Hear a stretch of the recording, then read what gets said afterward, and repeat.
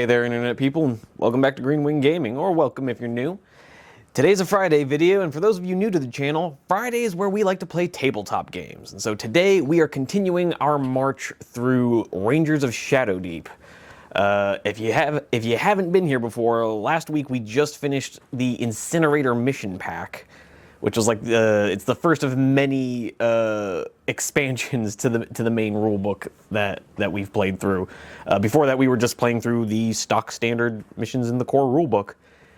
I'm not going to spoil anything. It was a hell of a mission. The games were a lot of fun.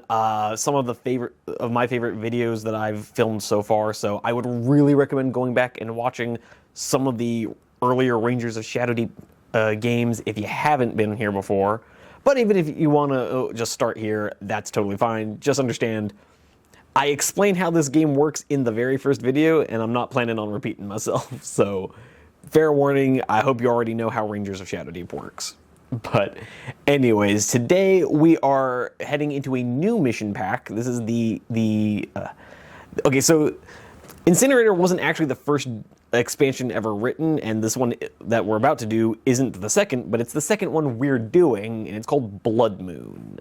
This is a unique book as far as the expansions go, because this is the only expansion, really the only mission I've seen is in all of Rangers of Shadowdeep that is only one scenario.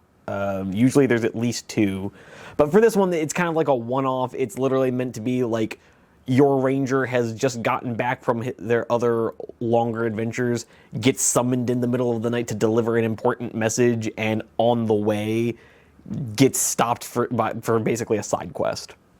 That like literally the game only lets you take like 70% of your recruitment points. So, you're limited to a maximum of 3 companions.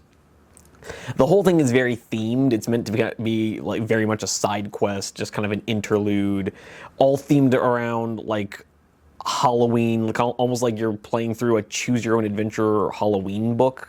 I don't know if you guys did any of those like Goosebumps choose your own adventure books as a kid, but that's sort of what this mission is meant to be. So it's going to be a one and done, which I could certainly use after the last couple weeks of playing through these like super serious missions. This is going to be something just a little goofy and fun. So I'm certainly looking forward to it. I hope you guys are too. But before we get into it, I would just like to remind you guys that the YouTube channel is still very young. At this point, we're like 3 months in, and I would really appreciate any help you guys could offer in getting the engagement up on this channel, because at this early stage, it's super important. It's unbelievably important to try and get as much engagement as you possibly can. You've already helped me out by clicking on the video, so I'm hoping I can convince you to stick around for a while. The view time certainly helps. If you like what you see, maybe hit the like button. If you would like to see more of it, we have this handy dandy subscribe button that is free, by the way. I don't know if YouTube clued you in on that nifty little feature. But yeah, did I seriously just use the word nifty? Whatever. So if you guys would like to see more of these gameplay videos, we've already got a bunch on the channel, but we've got more coming every Friday. We've got hobby discussion videos every Monday, and I would love to see you guys in the comment section down below. Have a bit of a conversation and hear what you guys have to say about this game or really anything else hobby related. But with all that being said, we're playing Rangers of Shadowdeep Blood Moon, so let's just get into it. All right, guys, just a quick start off with the usual introductory stuff for the mission. This mission, Blood Moon, is going to be a bit of a themed episode. As I told you, it's kind of like a Halloween werewolf murder mystery type deal. And we're not going to be using any of our usual companions. We're still using our ranger, Tywin, but he has been sent off by himself, had no time to gather his friends, and so we're going to be using entirely new companions, one of whom is one of the auxiliary companions who comes in the book. There's 4 different auxiliary companions that come in here, which, if I'm being honest, I don't really understand, because you're only allowed to have a maximum of 3. But these 4 companions are also meant to serve as like the 4 suspects in the murder mystery. Like, one of them is going to turn out to be our killer. So to give you a quick rundown, we're only going to run the stats of the companion we're actually taking, but to give you an idea of who our suspects could be, we have Seb, a hulking bear of a man. Seb spent most of his life as a lumberjack in the forest of Nar.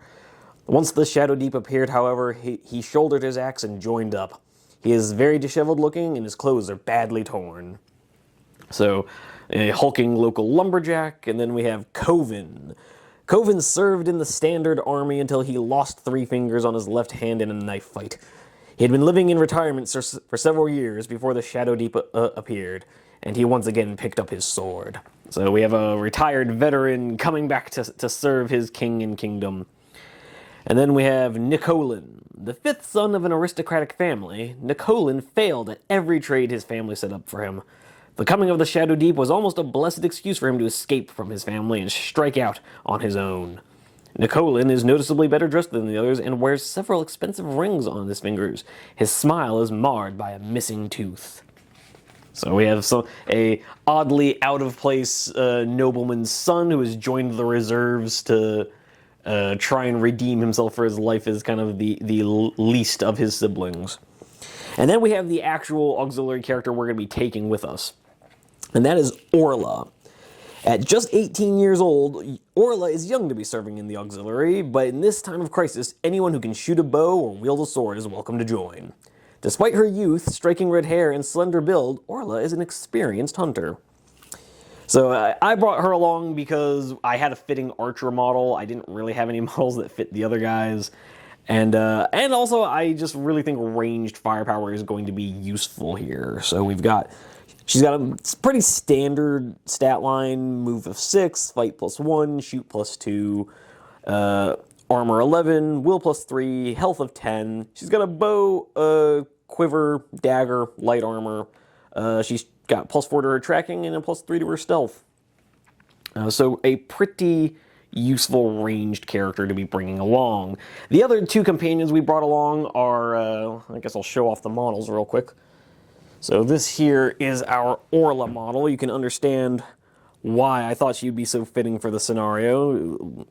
Red-haired archer. So literally fit the character to a T. And I just realized the bow on this character is broken. Oh dear, I'll have to go fix that in just a sec. But oh well. And then the other 2 that I brought along these are actually a pair of vampire hunter models from Age of Sigmar. But I think they just look too cool and look too fitting for this scenario to not bring them. They're meant to be like father and daughter, so I imagine we've just stumbled upon a father and daughter pair that were making their way to the capital to join the war effort when they stumbled upon this problem. Now, there's no rules in Rangers of Shadowdeep for black powder weapons, and you'll notice the dad is carrying a flintlock pistol. We're just going to treat that as basically the rules of a throwing knife, but with the +2 damage of being of like a crossbow. So it's gonna be 1 use, just like a throwing knife. Only gonna have a range of like 8 inches, but it's gonna pack a bit of a punch. And then his daughter is just gonna have is just basically gonna be treated as an archer with a crossbow. We're also gonna treat her as having a hand weapon. They're both gonna be fight +1, shoot +3. The dad's going to be fight +3, shoot +1. She'll be the opposite. Fight +1, shoot +3. Both will be armor 11 with 12 wounds. Pretty stock standard. And that's what we're going to be bringing. And then, of course, we've got Tywin hanging out in the background. You already know about him. And then just to give you guys a quick sweep of the board before we get back to the intro, we've got our manor house here split into 4 different rooms of about 5 by 5 inches.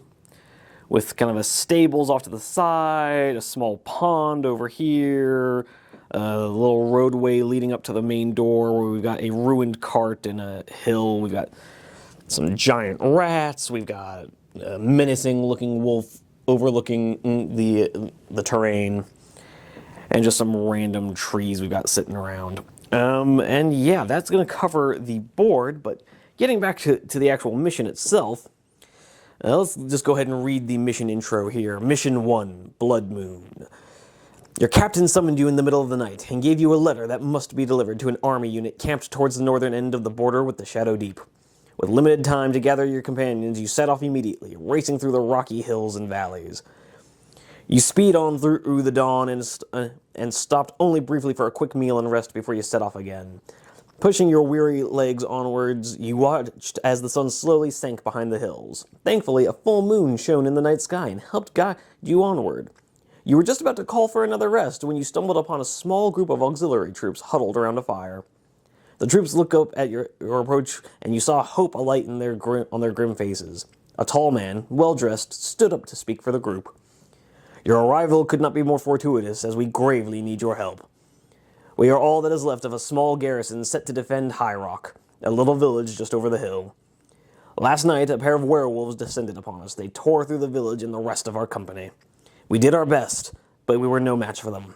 We last saw them heading for the manor house. There might still be survivors, but without help, we have no chance.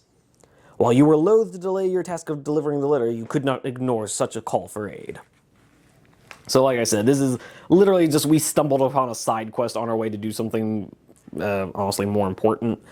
And then I'm not real sure why they call it Scenario 1 when it's literally the only scenario in the book, but whatever.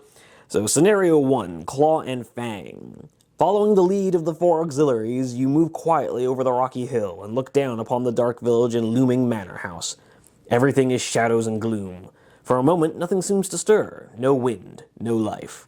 Slowly, though, as you study the darkness, you see movement near the manor house and decide to investigate. So we are literally this here is just a quick examination of the setup map.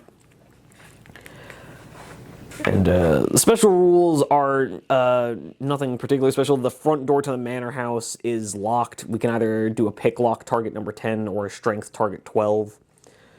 All the doors inside the house are unlocked. Yeah, there's really not much else to say here. 8 clue markers, and with each clue marker we discover, not only will there be something we have to roll for, but whatever it ends up being will have a number and a name associated with it. And so the goal of this mission is to kill both werewolves. So we're going to end up finding one werewolf already deployed on the table, but we have to discover who the second werewolf is. And whichever name is mentioned in the clue that takes us beyond the clue threshold, that's going to end up being who the werewolf is. And so the clue threshold for this, the number of investigation points you have to find is 10.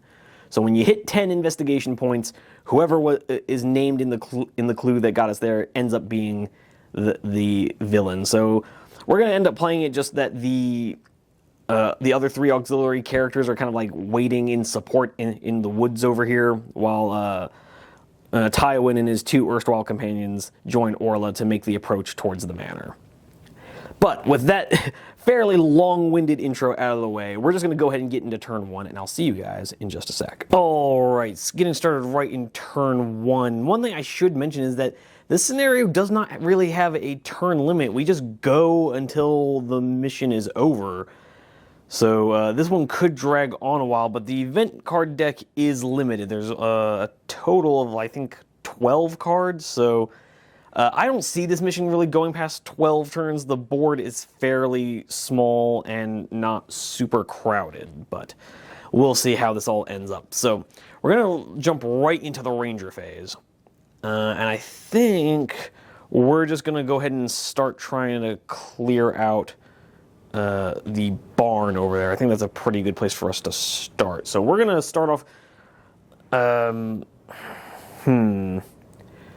I think what we're going to do is we're going to activate Tywin by himself to go deal with that. And I'm going to play this one kind of safe. He's just going to go up 7 inches. Kind of staying... actually, you know what? We are going to group activate with our dad of the hunter pair. That, again, isn't really part of the scenario as written, but they just look super cool. So they look like monster hunters. So we're going to take them on the monster hunting mission. Now, neither of them are going to be in range of any of the baddies with their effectively throwing knives. So we're just going to... That's going to be the end of the Ranger phase already. And so we're going to go ahead and jump over to the Creature phase, where now, the pond here is meant to count as deep water. There was supposed to be a boat that sits on the pond, but the pond I have is not big enough, and I didn't have a boat small enough to fit on there that wouldn't look preposterous. So we just have a clue marker that was supposed to sit in the boat, instead sitting up on these rocks. It doesn't really make that big of a difference. But we have these giant rats who are going to start making their way downtown. This first one moving 9 inches and ending up just like so. And his buddy kind of doing the same, ended up like something like that. Alrighty, and then we've got a wolf here who has an 8-inch movement, so he's going to have a total of 12 inches of movement, which means I actually have to extend this tape measure a little bit.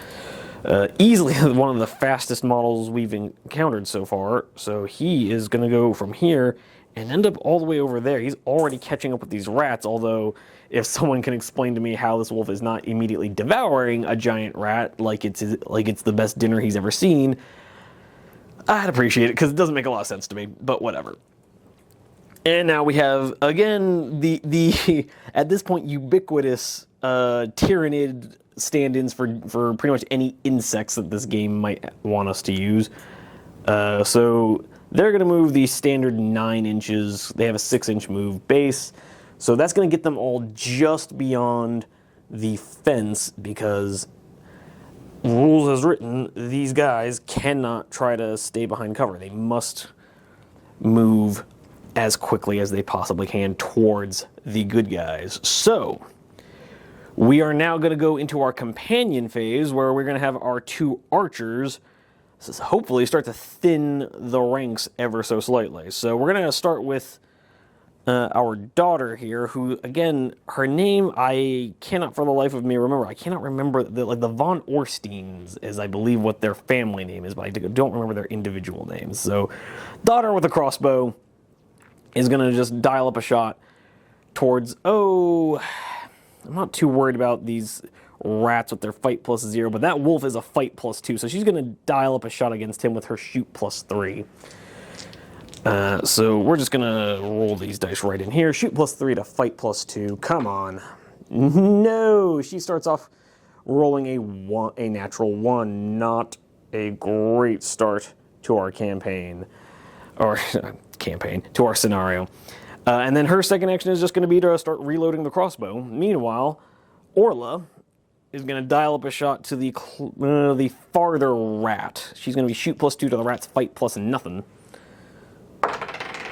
And she rolls a 3. We're not off to a great start, ladies and gentlemen. Oh well. So, I don't really want to have Orla move any closer, because I super don't want her getting caught up in the melee.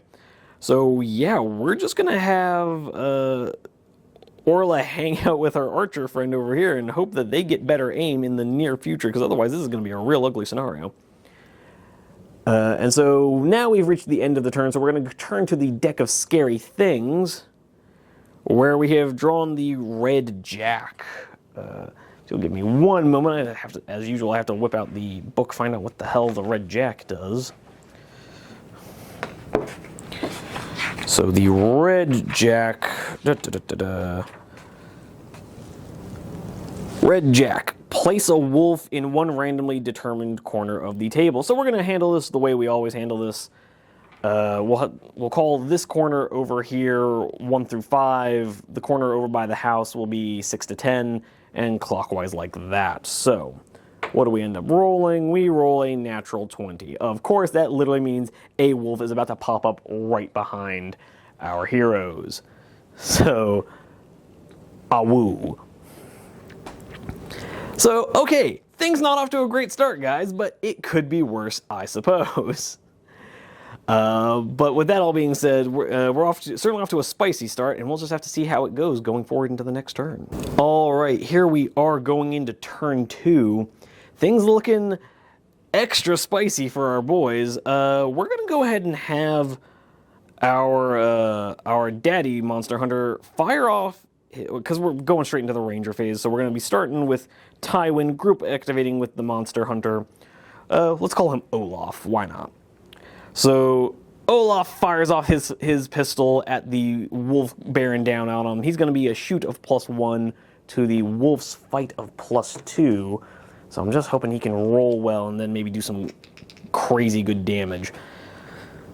So let's see how that goes. Not great. The wolf gets a 14.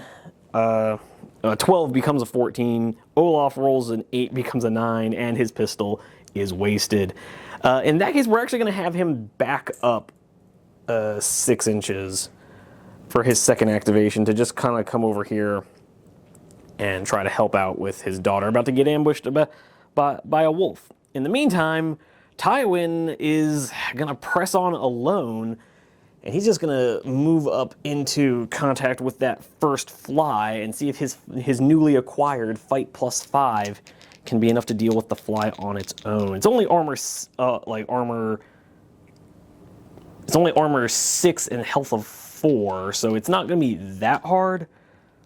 But you never know with how these dice are rolling. Okay, so yeah, Tywin's only rolled a 4. It does beat the fly's 1, coming out to a 9. It is armor 6 and health of. I'm looking at the stats. It's armor 6, health 6. So it only takes a total of 3 damage, taking it down to 3 health. So apparently Tywin, the great and powerful ranger, could only half deal with a fly. That's not encouraging news, but oh well. Going right into the creature phase, the fly is now going to hit him back. And let's see if he can't do a little bit better, because it's basically just a repeat of the fight we just did. There we go. We finally roll an 18, becomes a 23, becomes 28 points of damage. That's a super dead fly. So that is 1 dead fly. But unfortunately, there's another fly immediately next to him, who is now going to pile in and also try to fight him. So we do another fight +5 to fight +0, and hope Tywin can keep rolling like he just did. He can. I don't know if you guys can really make that out. Just gonna turn these to face you, but Tywin has rolled another 18. I swear these dice are not loaded, guys, I promise.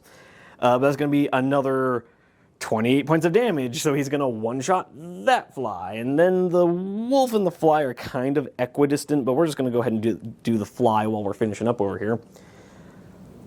Fly's gonna pile in, make an attack roll, and again, fight +5 to fight +0. Okay, so Tywin hasn't done quite as well this time. He's rolled a 15, becomes a 20, becomes 25 points of damage, which still becomes an exploded fly. So apparently Tywin ran forward, but was so psyched out by Olaf suddenly falling back that he kind of like looked away for a second before dealing his first attack, and then kind of got his head in the game. Like, oh right, I'm literally about to be in a fight with 3 of these horribly mutated creatures with razor-sharp talons. And then just started one-shotting fools, just stabbed to the face, decapitate a head, bisecting the. I like to think that last one just got straight up bisected as a kind of a dramatic anime style finish. But anyways, we're gonna have this wolf here take his first action to move forward into Orla. Both of our other heroes are gonna pile into him. And so the wolf is still going to fight Orla because that's the one he charged, and these other two have 12 health to her 10. But she's normally fight +1. But with a double gang up bonus, she's going to be fight +3 to the wolf's fight +2. So hopefully she stands a chance of not getting murdered. Okay. Wow. Apparently I got my bad rolls out in the first turn because Orla has rolled a 19, becomes a +3, 22. Lots of math for this early in the morning that I'm filming. The wolf rolls a total of a 9, so obviously he's not winning. So 22, but +5 damage for the crit bonus of getting a combat total of 20 or more. That becomes 27 points of damage. Wolves are fairly tanky at 11 armor and 10 health, but 28 damage is still going to be enough to one-shot it. So apparently this wolf lets out a dramatic howl coming over the woods as the other 3 auxiliary companions shout their warnings. And our pair of Olaf here, seeing the danger, runs back towards his daughter, who in turn helps pull the wolf away from trying to tear the throat out of young Orla, and Orla surprising everyone by kind of kicking the wolf away, whipping out her family blade and driving her rusty sword into the guts of this wolf, killing it instantly in a stirring display of courage and skill. But that finishes off the wolf. So now we've got our rats, who I do believe will be moving towards Olaf as the nearest hero. So our first rat is just outside of 9 inches, so will not quite make it to Olaf. Make it literally like that. So Olaf could pile in if he wanted to, but he doesn't particularly want to because there's a wolf on the way, who I think might have the distance to get to him. The second rat is going to end up a little bit behind his first companion. And then our wolf friend is going to have a momentous 12-inch move, which I really can't emphasize to you guys on a game. I just dropped the rule book for this scenario, but in a game like this, having a 12-inch move can be absolutely devastating. These games are only played on like 30-inch tables, so having a 12-inch move, you're literally crossing the board in like 2 turns. So yeah. The wolf, I just measured it out. 12 inches doesn't quite get him to Olaf, but it gets him very, very close. So that will bring us to the end of turn number 2 of probably about 12-ish turns. So yeah, things looking a little better, but still not looking great, because Tywin's not going to be able to do anything to help, because I need to send him off to go deal with. I don't know if you guys can tell, there's a clue marker in that barn that I'd really like to get my hands on. But hopefully these 3 companions by themselves can draw the enemies in and clear it out. But before we finish the turn, we need to go to the deck of scary things, or we will draw a red 9. Now, normally this would be the part where I tell you guys what that does, but I just dropped the rulebook, so I'm going to go ahead and cut the camera, set up the board with whatever a red 9 is, and I will let you guys know at the start of the next turn.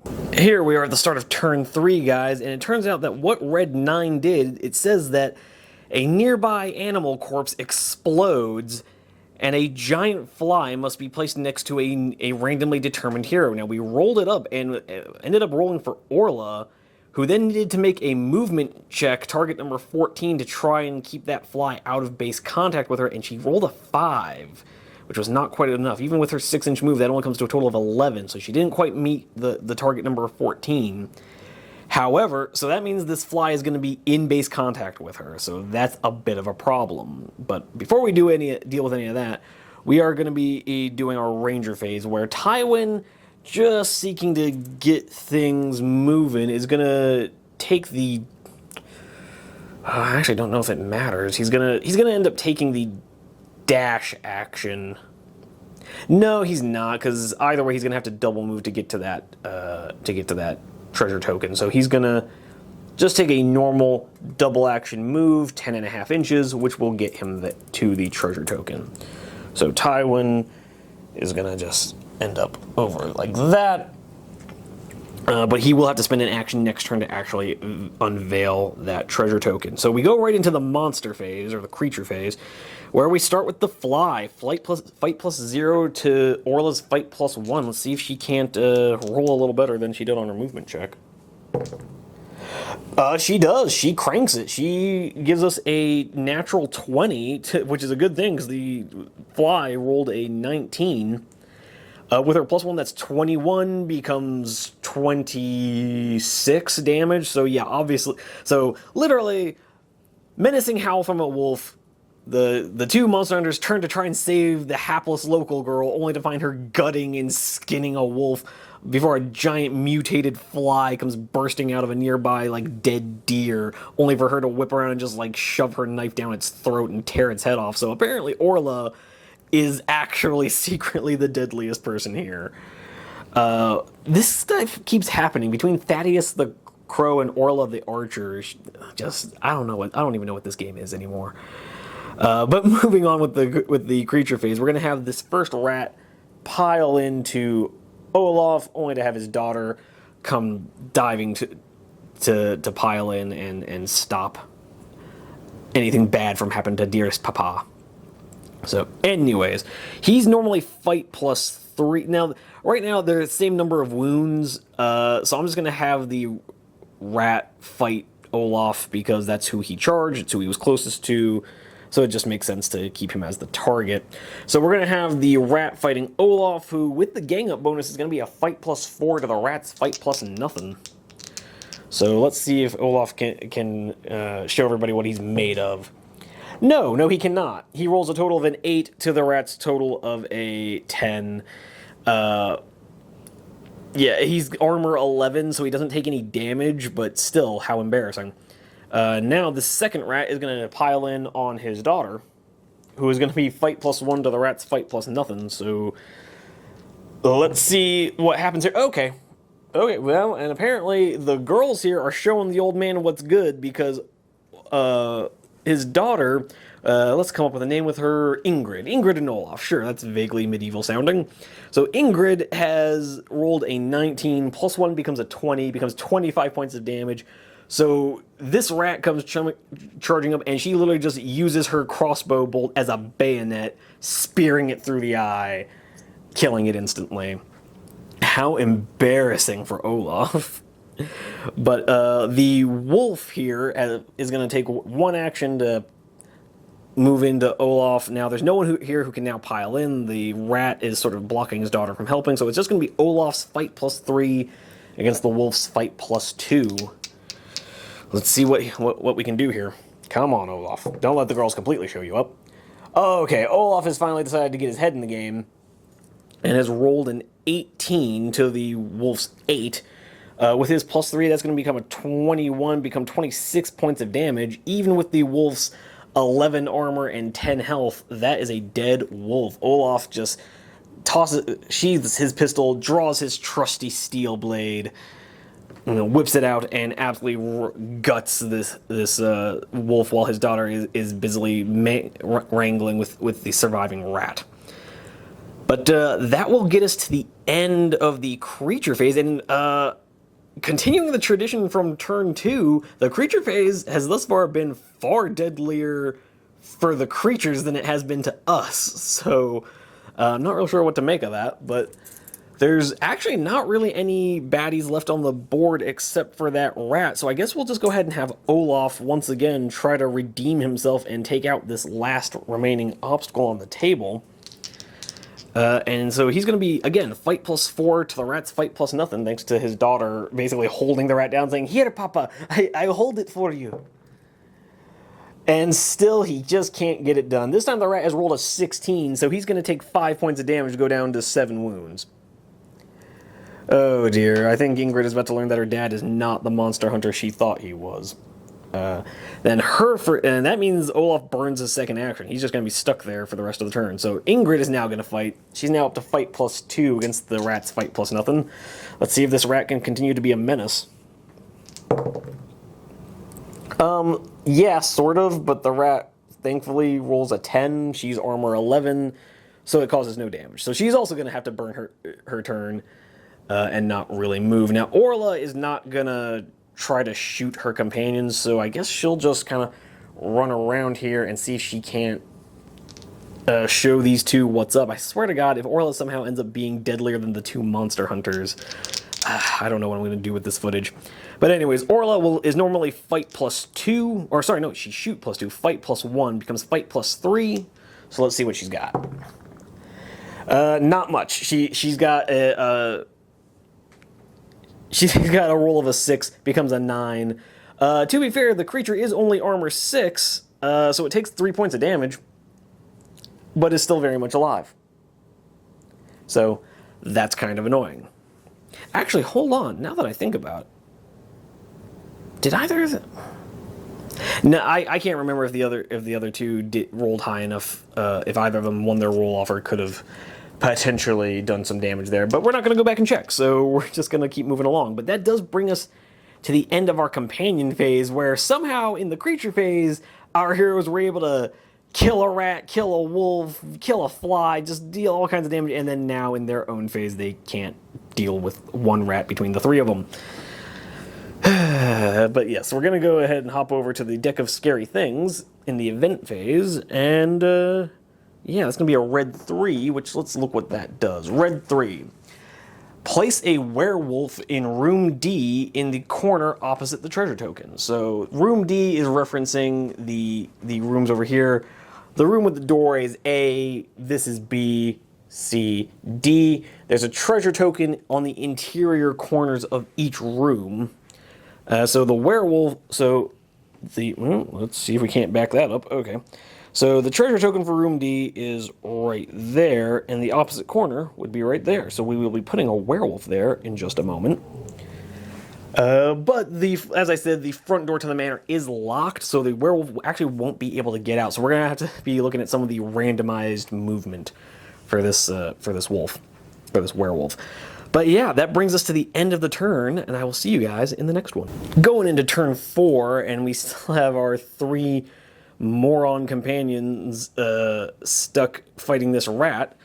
Only now we have a big scary werewolf now lurking in the corner of one of our rooms. Wish I could tell you where I got this guy, but for the life of me, can't remember. I had this model for literally years. No idea where I got him. But going into the ranger phase, we're going to have Tywin start things off by using his first action to look at the clue marker. So we're just going to roll him a d20 and see what the outdoor clue table says it is. So we have rolled a 6. So let's take a look at the outdoor clue table, because this game is not content giving us just 1 clue table. We must have 2. So a 6, okay, we find a corpse with a long curved fang embedded in its shoulder. Increase the investigation score by 2 for Nicolin. And make a survival roll target number 6. If successful, increase the investigation score by 3 instead of 2. So Tywin here has a survival score of +4. So he literally just needs to roll a 2 or better to pass this. So naturally he rolls a 1. Okay.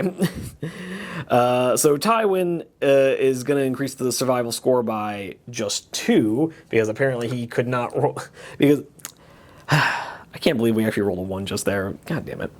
Oh well. But his second movement is going to be...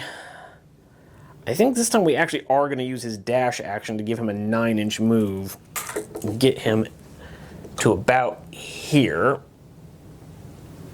So Tywin's going to start actually being the first one to actually make a move towards the manor house. But going into the creature phase, this rat is going to make an attack at Olaf, because he is now the weakest of the companions with 7 wounds. So Olaf is now going to have a stunning fight +5 with a double gang up bonus. Let's see if he can turn that into victory. Oh, Olaf. Okay, so it's a 9 + 5 is going to be more than enough to kill this rat, but still, Olaf, I don't think you've rolled higher than a 10 this whole game. So that's going to be a dead rat in the creature phase, continuing the long, proud tradition of the creatures being more in danger in their own phase. But bringing us to the companion phase, we're just going to have Orla move up her combined 9 inches to end up about here. And we're just going to have our Monster Hunter duo sheepishly do the same. All of them ending up kind of walking around the pond, trying to awkwardly pretend like Orla didn't just completely show them up.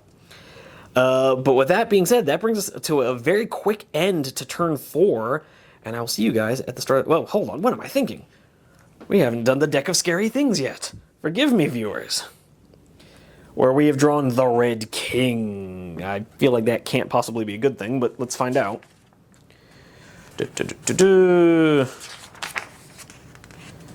Okay, Red King. For a moment, the moon seems to turn a deep crimson color. Next turn, all wolves, grim wolves, and werewolves receive +1 fight. Ha ha! Joke's on you, the werewolf stuck in the stupid house. Although that does remind me, we forgot to randomize his movement. So I've got a handy-dandy scatter dice here.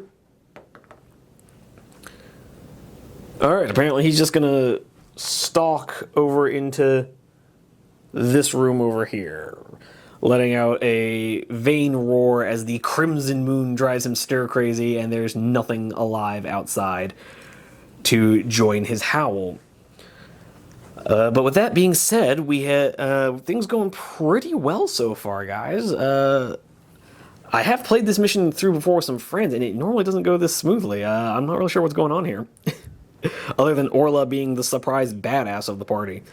But yeah, I will see you guys at the start of the next turn. Going into turn 5, guys, and there's not really much to update you on. We're going to hop into the Ranger phase real quick, where we're going to have Tywin... Oh, what are we going to have Tywin do? We're going to have him double move just to get closer to these clue markers over here.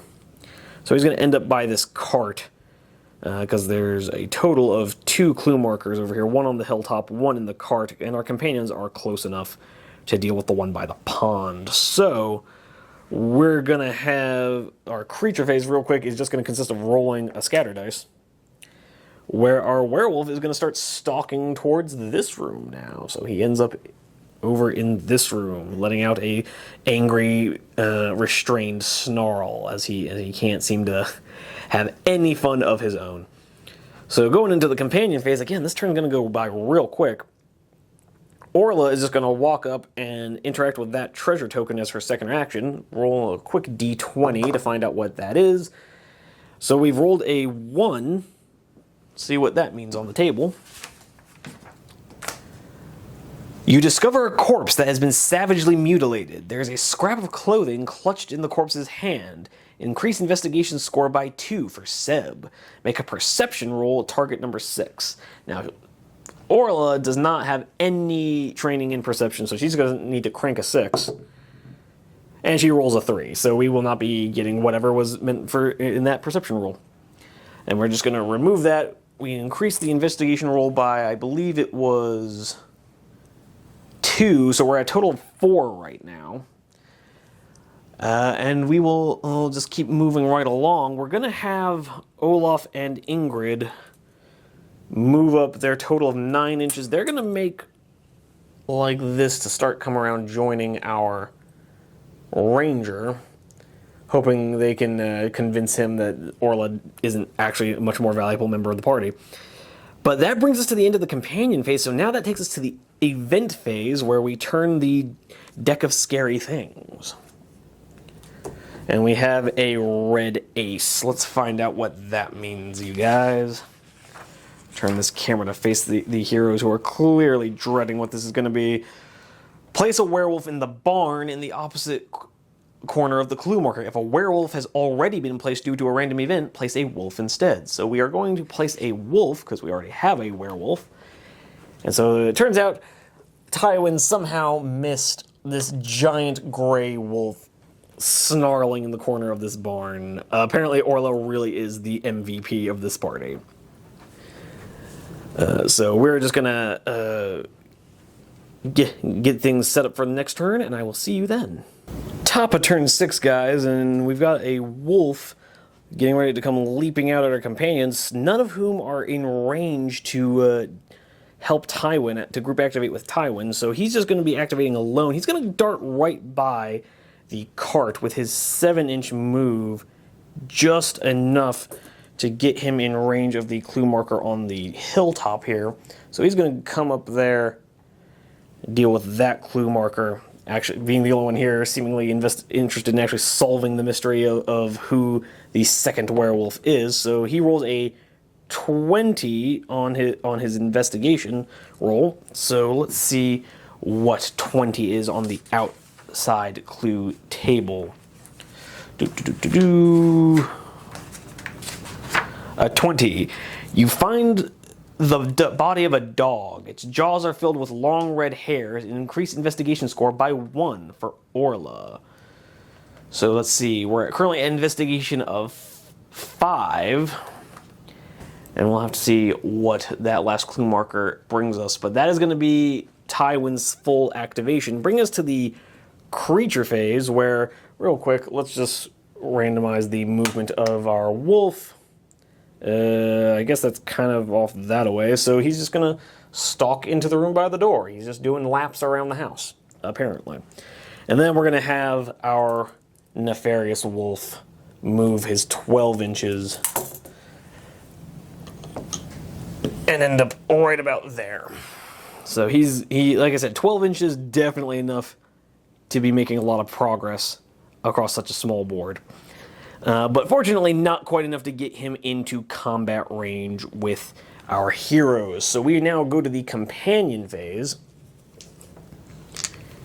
where we are going to start by having Ingrid fire off a crossbow bolt into the wolf. She's going to be shoot +3 to the wolf's fight +2. Oof. Well, okay, it's not so bad.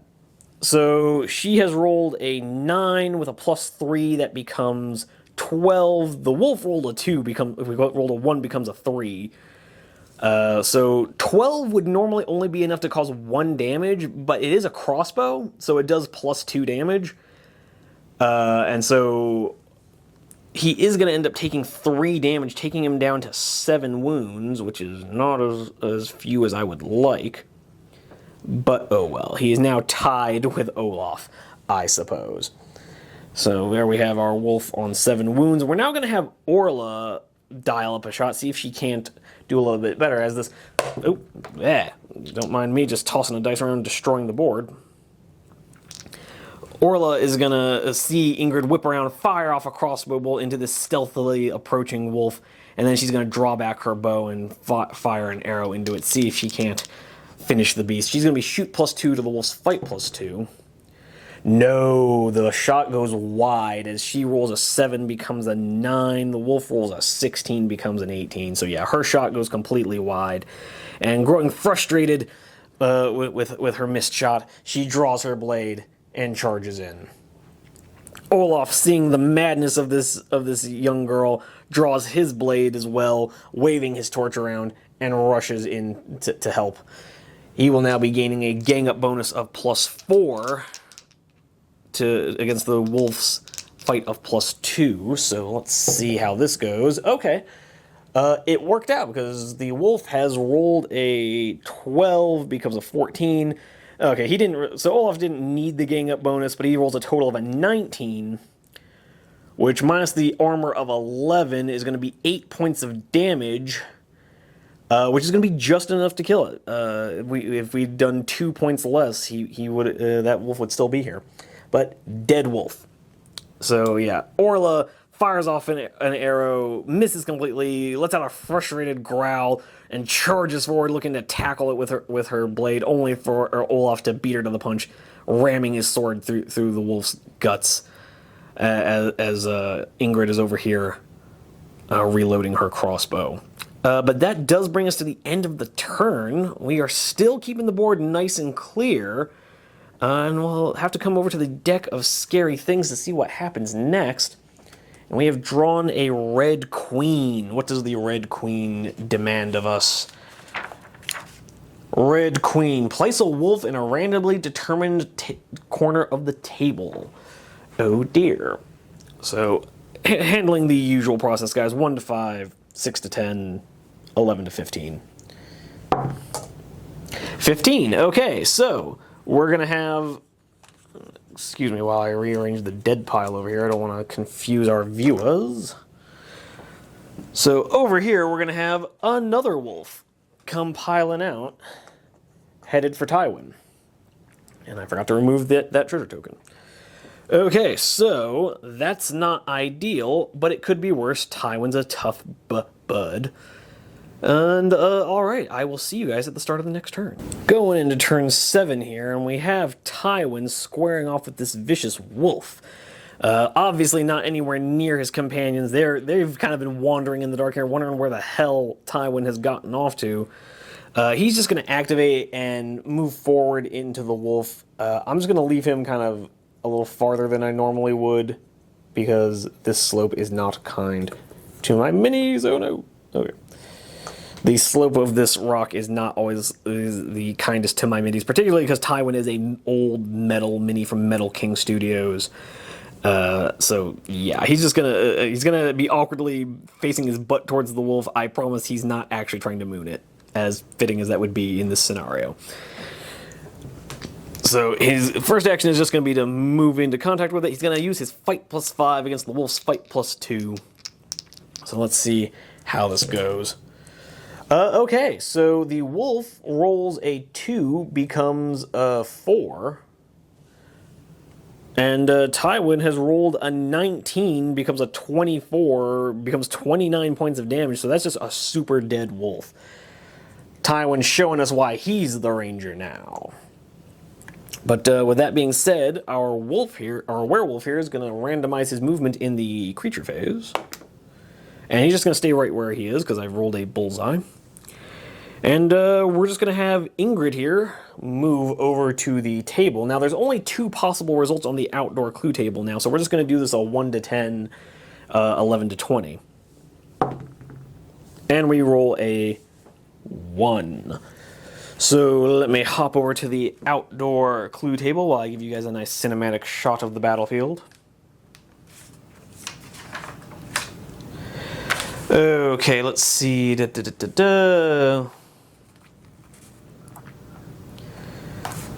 Let's see, we already found a corpse with long curved fang. We found the body of a dog.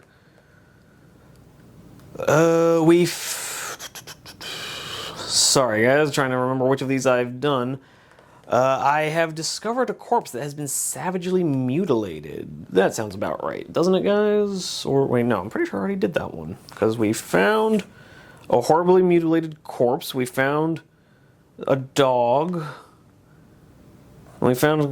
oh, sorry, no. You have found an old man cowering under a blanket. Treat this old man as one of your companions for the rest of the scenario. Use the stats for a civilian, but he only has a health of 8. Okay, so we have found a scared old man hiding under this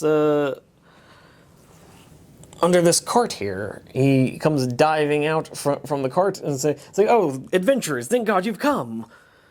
As the rest of our heroes just sort of wonder what the hell he's up to.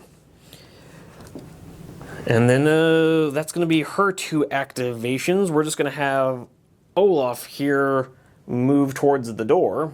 I'm not going to have him open yet because I would like for Tywin to join him first. And then Orla is just going to do much the same, kind of joining Ingrid in the back line for support. And that brings us to the end of the companion phase, so it's time for the deck of scary things. And we have drawn the red 5. What does the red 5 bode for us? A bone-chilling howl echoes all around. All heroic figures must make a will roll, target number 12, or receive a maximum of 1 action. So Tywin here has a will of +4, so he's going to need to crank an 8 or better. Come on, bud.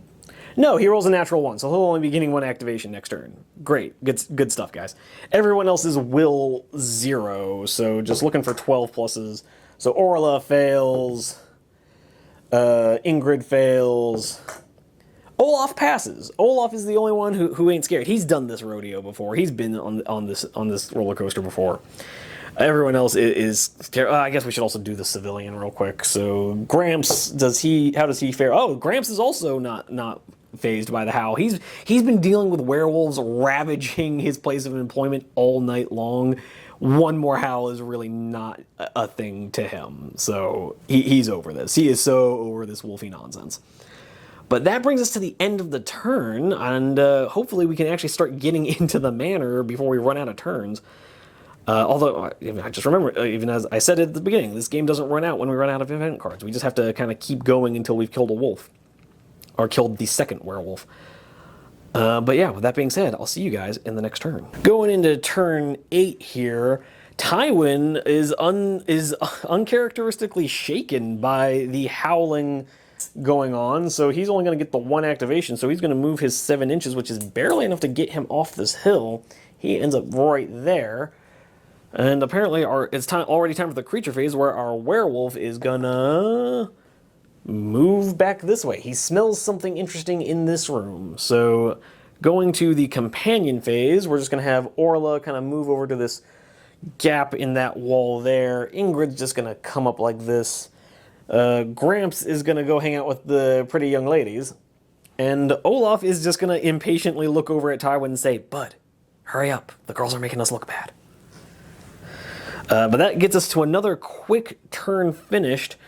And then we're going to come over here to the deck of scary things, where we draw a red 6. What does the red 6 mean? A swamp zombie crawls out of the pond.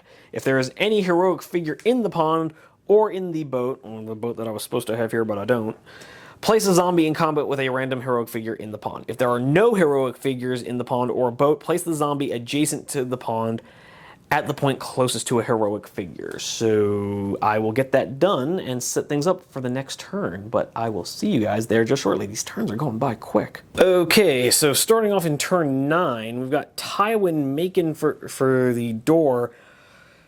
Unfortunately, his entry is going to be somewhat delayed. Do I trust Orla and Ingrid to just deal with the zombie themselves? Because the zombie is close enough that he's going to get to the grandpa we just rescued, who only has 8 health. So, yeah, Tywin is just going to... He's not close enough to throw his throwing knife, so he's just going to have to make a 7-inch move to come save Gramps. And then I guess he'll try throwing his throwing knife, because I can't really think of a better time to use it. The zombie will now have a fight +1 because of Tywin moving. And Tywin's only got a shoot of +1 because he's been really focusing into melee. But fortunately, he rolls a 11, becomes a 12. The zombie is an armor of 10 with 6 wounds. So the zombie is going to take 2 wounds going down to 4, but is still very much alive. Which brings us to the creature phase, because Tywin has decided to be kind of useless. And the zombie's just going to pile into Tywin and take a swing at him. So it's going to be fight +0 to Tywin's fight +5. Apparently, throwing a dagger into the zombie's chest has drawn its attention so that Tywin can lure it in and crush his head, hopefully. So let's see how this goes. Okay, Tywin, apparently, yes, Tywin is exactly as crafty as I think he is. He has rolled a natural 20, becomes 30 points of damage, which, yeah, he literally just evaporates this zombie's skull. His sword just gets full anime lightning charge up, just evaporates the entire top of this zombie's body.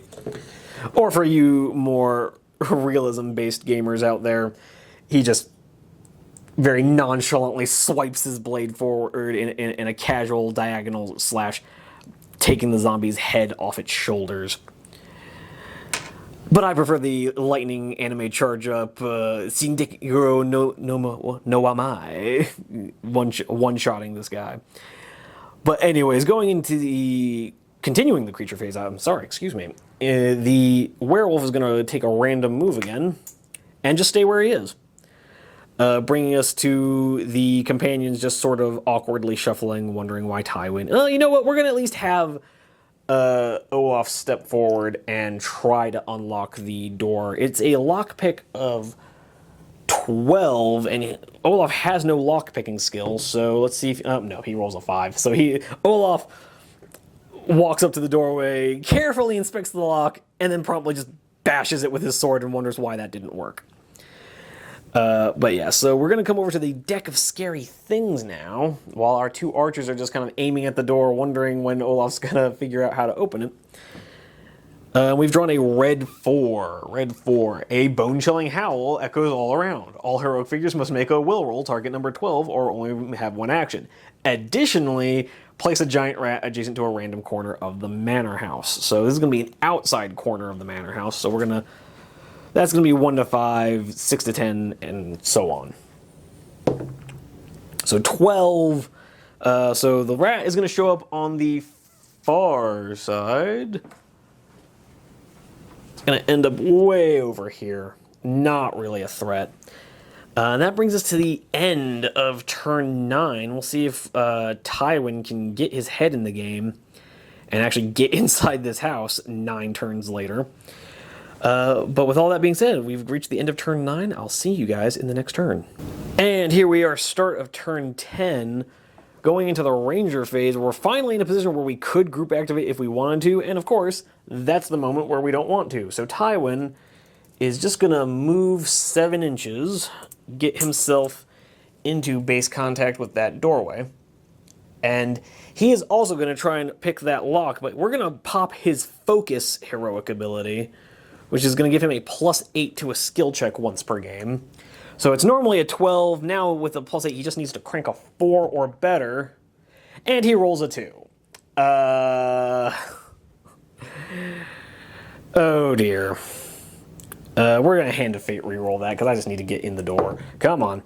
He rolls exactly a 4. So, congratulations, Tywin. You did it. You're the greatest. You've actually opened a door. If I can do that without breaking anything, that would be great. There we go. So, that is our Ranger phase completed.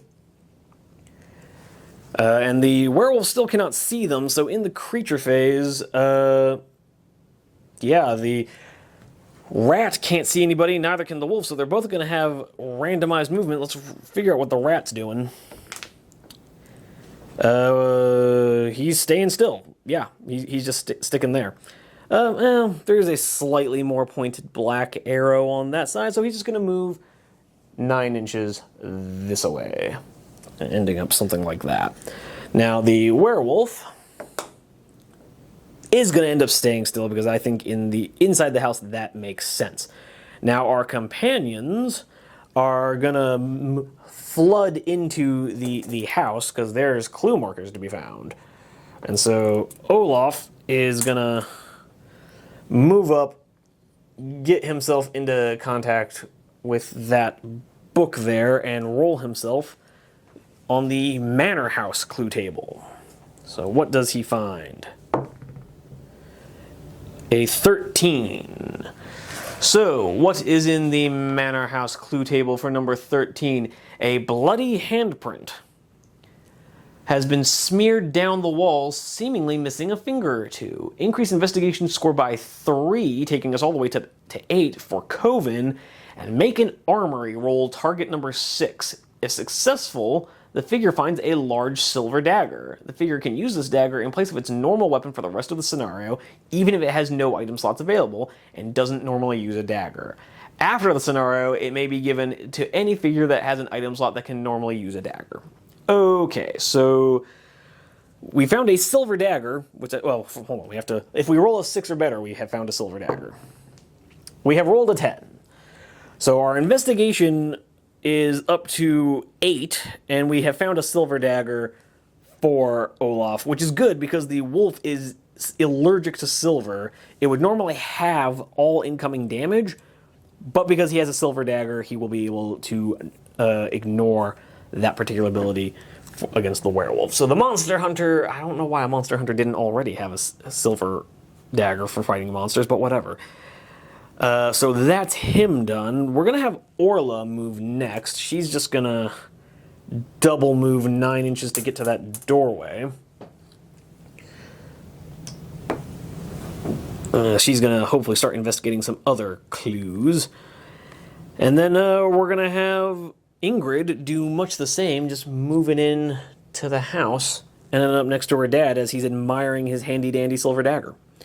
But that brings us to the end of the companion phase, which means it's time for the event phase and the deck of scary things, as I slowly move the drawing cards over so they don't fall all over my floor. And we draw a red 7. What does a red 7 mean for us? What's in stock for our heroes?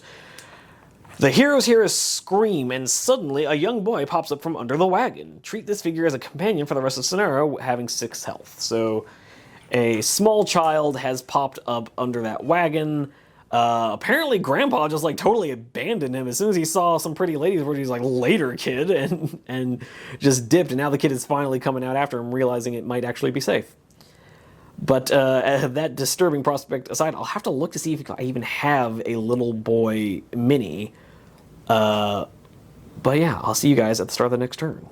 Going into turn 11 here, it turns out I did have a few children minis from one of the various tabletop kits I bought at my local comic book store, because yes, I am that much of a nerd.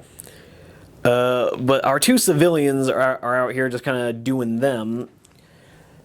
Olaf apparently forgot to take his wounds with him, but Tywin is going to rush in behind his buds. Let's see how far he has to move. He has to move about 2 to get there. 5. So his 7-inch move will be enough to get him into combat with the werewolf.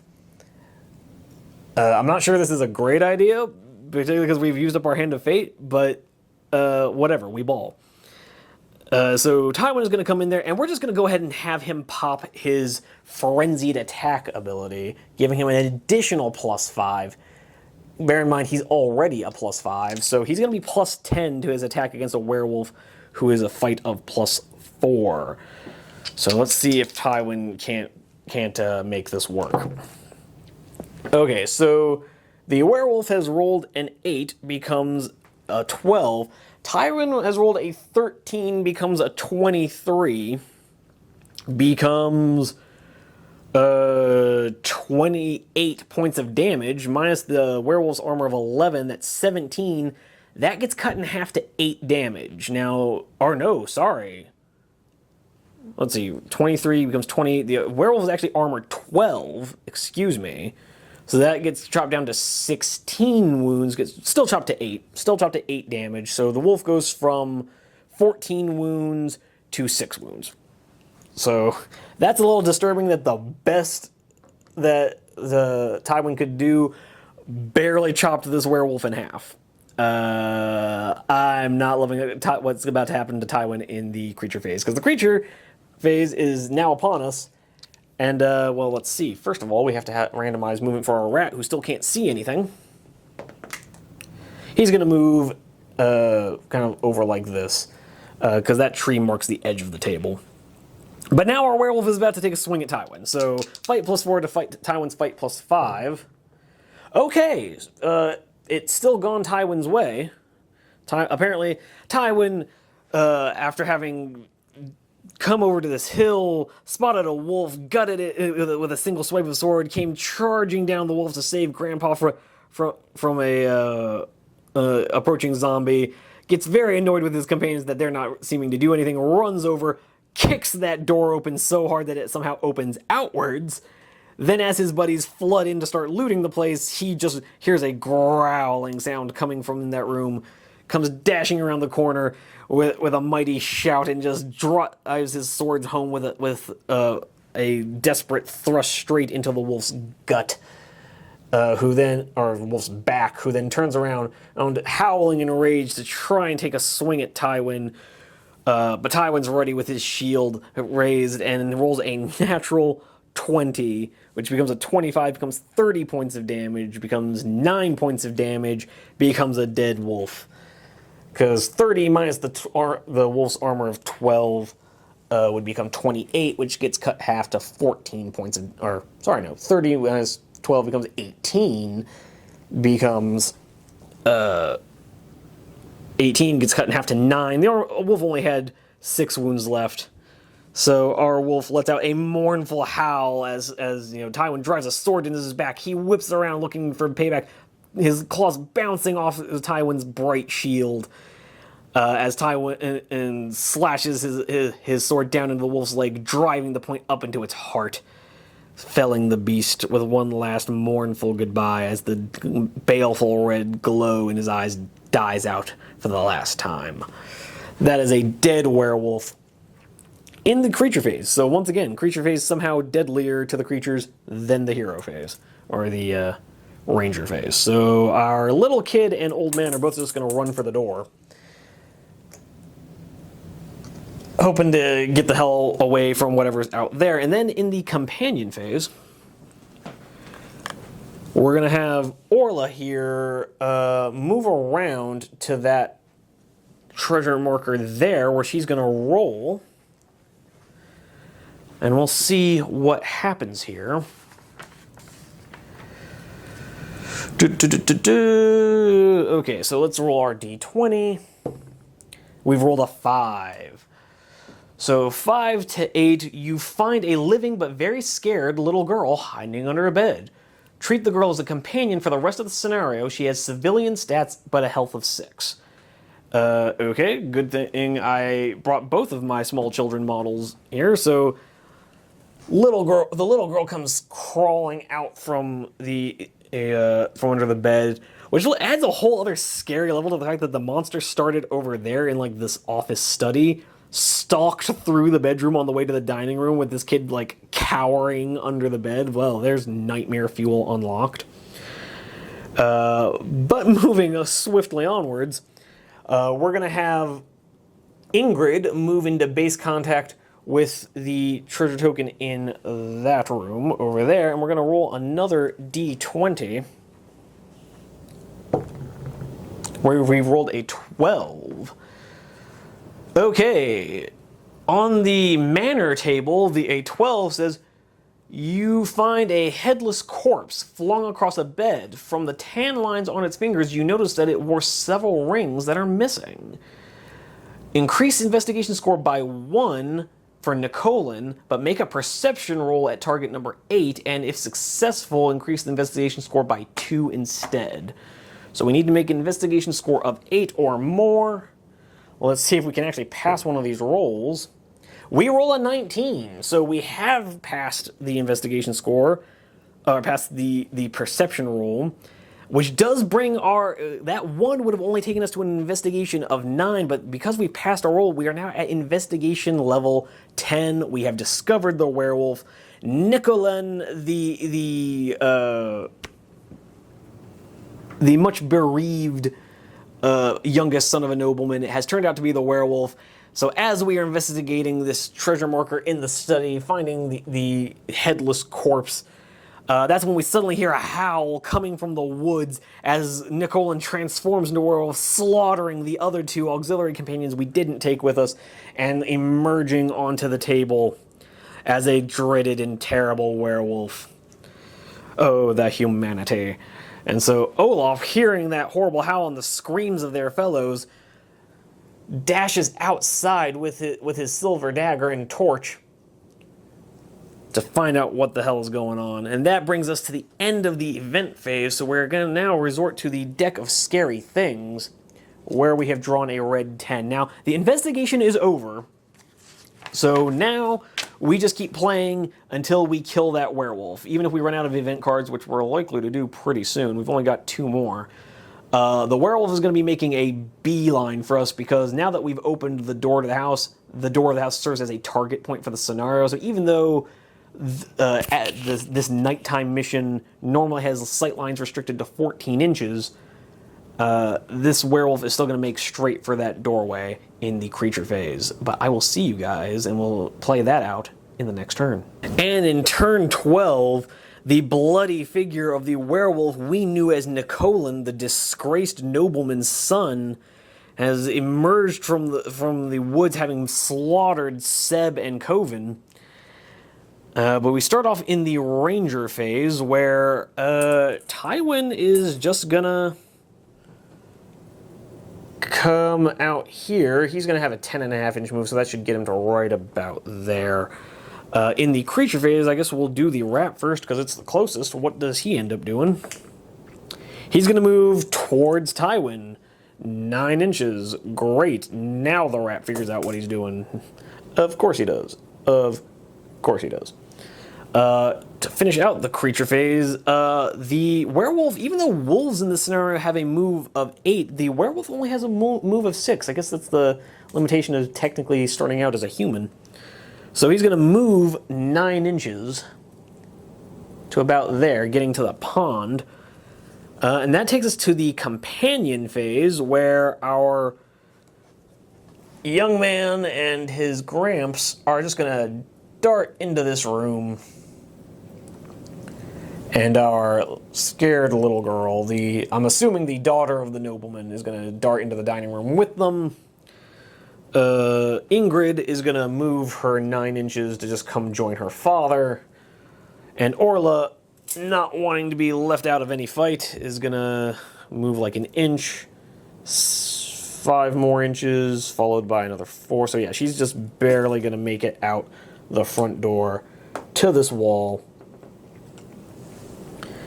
And Olaf could start moving off towards the werewolf, but I feel like that's not a great idea for him. So he's just going to stay here and plug that gap in the wall, wait for the wolf to come to them. He is a canny hunter. He hasn't lived this long by rushing off and doing something stupid. But with that being said, we've reached the end of the turn, which means it's time for the deck of scary things. And we draw a red 8. Let's see what that means for us. A giant fly explodes out of a nearby body. Oh dear. Let's see. Yeah, we just need to select a random hero and make a move roll at target number 14. So we now technically have 7 hero figures, so I'll grab myself a D8. If I can actually find one. Oh, where did my D8s go? Here's one. So we'll roll a D8, re-rolling 8. So naturally we roll an 8. Re-rolling. We roll a 3. So we'll call that Tywin, Olaf, Ingrid. We'll have to make a move roll target number 14. She has a movement of 6, so she needs to roll an 8 or better. No, she rolls a 7, so that fly is going to end up in base contact with her. So a fly explodes out of the bodies of one of the dead villagers and is right behind her, too close for anyone to even yell, "Look out!" But that brings us to the end of the turn, and I will see you guys at the start of the next one. Alright, turn 13, guys, and we are in the ranger phase with that bloodied traitor Nicolin approaching us with murder in his eyes, but we can't worry about that right now because we have to group activate with Tywin and Olaf to try and fend off these baddies behind us because we don't particularly want to be outflanked while a werewolf is bearing down on us.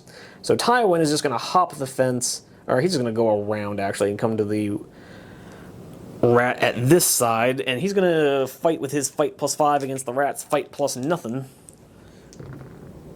And pretty much as expected, Tywin rolls a 14, becomes a 19, becomes a super dead rat. Splat. And then for Olaf, he's going to come around here, hop the fence to come to the rescue of his daughter.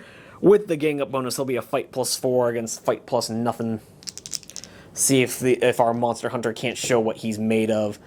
No, he can't. He takes a natural 20 from the fly. His armor of 11 just barely... Oh no, he's only got 7 wounds left. He takes 9 points of damage and he goes down. Olaf is down. Oh no, we just lost our only silver weapon.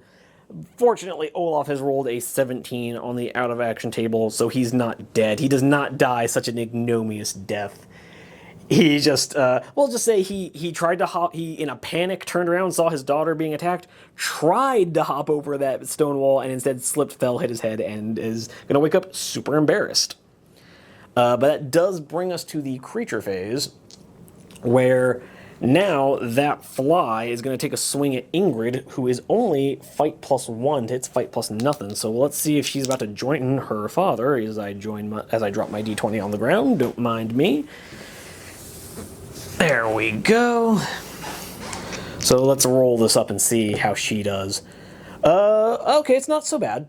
It's not so bad. So she rolls an 8, becomes a 9. The fly rolls a 3. So the fly can be pushed back and takes 3 points of damage, going down to 3 wounds.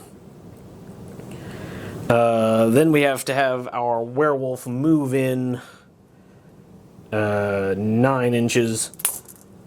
Making it about there. So that's only mildly terrifying. But Orla, being the team player that she is, as much as she would love to take a shot at the werewolf, is instead going to take a shot at that fly and see if she can't clear our back lines. So she's going to be a shoot of +2. And we're going to say she's close enough to that wall for it to not give the fly the benefit of cover. So she's going to be shoot +2 to the fly's fight +0. I mean, she does technically win, but rolls so low that it won't cause any damage. Oh well. And then she's just going to move her 6-inch movement to kind of get over here. And we'll see if we can't turn that into something, because I just don't like them all. I don't like all my companions being crowded into the doorway like that. But yeah, that brings us to the end of turn 13. Did not think we'd be on the table this long. And we've turned over a red 2 from the bottom of the deck of scary things. What is a red 2? Place a werewolf in room B in the corner opposite the treasure token. If a werewolf has already been placed due to a random event, place a wolf instead. So we have yet another freaking wolf showing up. So room B is no, it's this wolf is in the room with the children and grandpa. Oh dear, I feel like that's not going to end well for us. But anywho, I will see. Things are looking a little scary for our civilians right now, but we will just have to see how that turns out for them in the next turn. And here we are at the start of turn 14, hopefully coming near to the end of this scenario. Tywin is going to group activate with Orla, and he is going to come dashing forward, not actually with the heroic ability, but just, for a narrative effect. He sees the werewolf closing in with the blood of their erstwhile friends on its claws, and he surges forward looking to keep the archers safe while Ingrid tends to her father. He's group activating with Orla, so his first action is to get base to base with the werewolf. I hope you'll forgive, they're a little bit farther apart. Tywin did have the movement to get there, but again, I just think it looks a little more cinematic for him to be meeting him at the break in the wall. So Orla's first action is going to be to try shooting that fly again. Shoot +2 to fight +0. Come on, Orla. No, she rolls a 7, becomes a 9 to the fly's 12. Orla, what the fuck? But anyways, Tywin is now locked in combat with a deadly werewolf, so let's see how that fight goes. Fight +5 to fight +4. Okay, the werewolf has rolled an 8, becomes a 12, to Tywin's 10, becomes a 15, becomes only 1 point, gets rounded down to just 1 point of damage, so the werewolf is down to 13. I'm just going to have to remember that for now, because I don't really have a dice that fits that. I could put a D20, but that seems a little...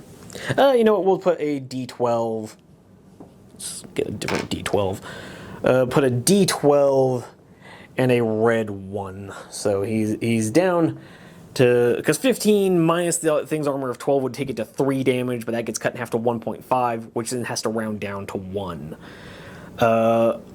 Going into the creature phase, I guess it's just the same fight part 2. Fight +4 to fight +5. Okay, Tywin's done a little better this time. So he's rolled a 19 to the werewolf's 11. Come on, camera, focus.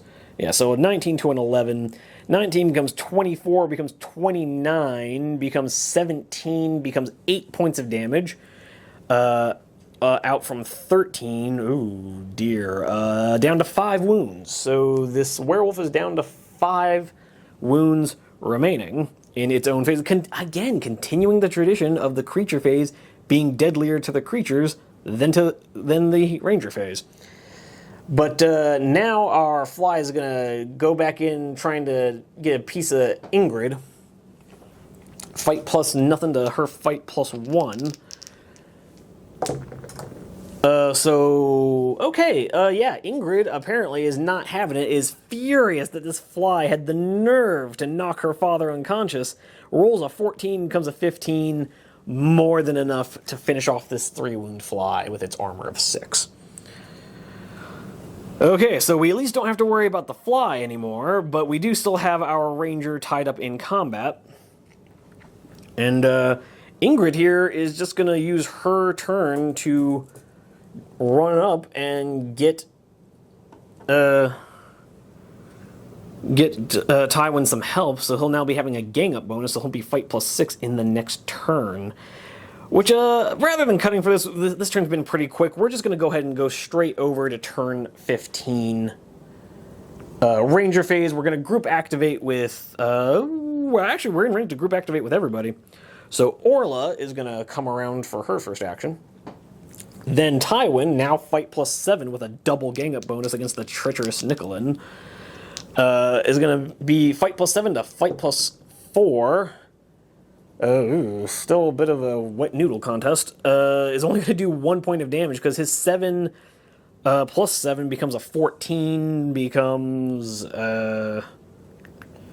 2 points of damage. It gets halved to 1 point of damage. So now it's down to 4 wounds. Great. So now Ingrid's first action is to do the same thing. She's going to be fight +3 to fight +4, and hope she doesn't die. Oh no, Ingrid has really powered up. She is furious at the embarrassment heaped upon her father and rolls a 19 +3 from her gang up, from her own +1 and her gang up bonus, becomes 22, becomes 27 points of damage, becomes 15 points of damage, becomes 7 points of damage, still more than enough to finish off this werewolf. She comes out with drawing that sword on her back. Let's see if we can't zoom in and spot that. Yeah, drawing the sword on her back, tossing down the crossbow. It's no more time for her archery. Comes diving in with her hand weapon and drives the sword through Nicolin's lungs and tears out the back of his spine, felling this nefarious werewolf once and for all, saving the village of High Rock and the survivors of the manor. Because the game the game does technically end as soon as the second werewolf is dead, and we don't even get to the creature phase. So yeah, we're just, I guess, camera fades to black, and we just sort of assume that the wolf doesn't kill the civilians. I'm thinking our heroes are probably going to be able to dart inside and save them from a single wolf after everything they've accomplished, what with none of them being injured. But yeah, so that brings us to the end of the turn, to the end of the scenario. We've saved the day and solved the mystery of who the treacherous werewolf was that brought such ruination to the people of High Rock. And yeah, we'll just tally up experience, and I'll see you guys in the outro. Well, there you have it, folks.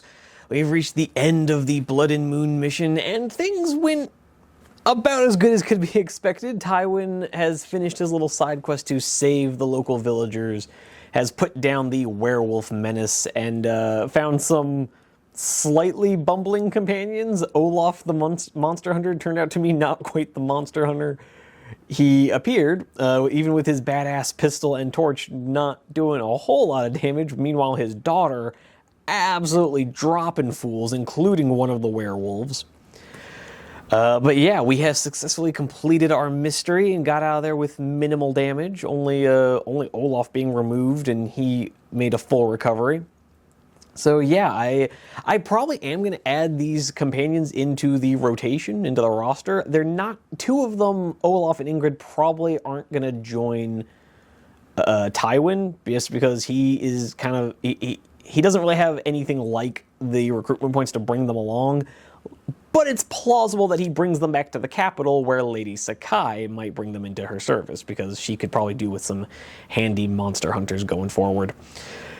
But with all that being said, Orla absolutely is going to be joining Tywin, because one, he desperately needs some more ranged firepower, and two, she just did a really great job. She's kind of a badass, so we'll see if she can keep that going in scenarios going forward.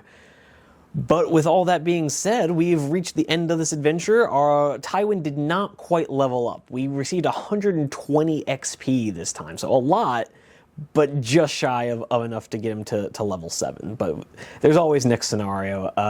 We're probably going to be starting the Burning Light expansion next. Pretty sure the channel is going to be taking like a quick break for about a month, just so I can get filmed up to get myself some breathing room. But other than that, I will. So in about 4 weeks, you'll see me back here, back at it again with some more of this Rangers of Shadowdeep, and we might even be starting 40k right around that same time. So fingers crossed for that, depending on how quickly the terrain I ordered can get here. But with all that being said, just a quick reminder to maybe hit the like button if you enjoyed this, hit the subscribe button if you'd like to see more. We got more gameplay videos every Friday, or I guess a month from now again. And we've got a bunch of videos already cataloged now. We've got hobby discussion videos every Monday. I would love to see you guys in the comment section what you thought about this mission. Definitely a lot faster paced than usual, but I'd like to know, did you guys enjoy that? Did you like this better than the other missions? Was this your favorite? Was it not? Let me know why in the comments down below. I'd love to see you down there. I'd love to see you in the next video, but in the meantime, happy wargaming. Onward to glory!